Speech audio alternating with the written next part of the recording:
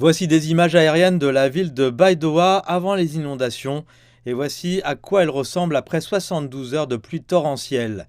Plusieurs villes et villages situés dans les zones riveraines ont été gravement touchés. L'Agence nationale de gestion des catastrophes a calculé le coût de ces dégâts considérables.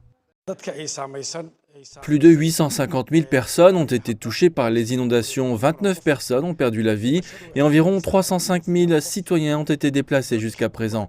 Les régions les plus touchées sont Gedo dans le Jubaland, Galmudug, Hirshabelle et les États du Sud-Ouest. Les personnes déplacées ont peu de confort et sont obligées de trouver des terrains en hauteur et d'attendre la fin de la tempête.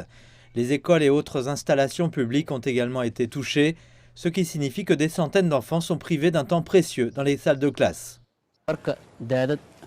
Les inondations ont gravement affecté nos activités d'apprentissage. Les classes ont été touchées, les salles du personnel ainsi que l'ensemble de la clôture de l'école. Les élèves n'ont plus école depuis 5 jours. Le gouvernement somalien, qui dépend fortement de l'aide internationale, a déclaré l'état d'urgence. Il a également appelé à davantage d'initiatives locales pour soutenir les personnes dans le besoin.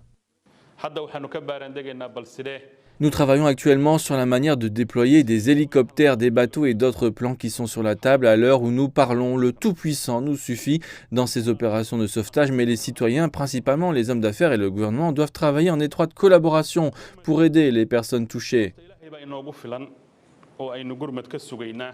Avec de vastes étendues de terres agricoles sous les eaux, une nouvelle crise de la sécurité alimentaire se profile à l'horizon en Somalie.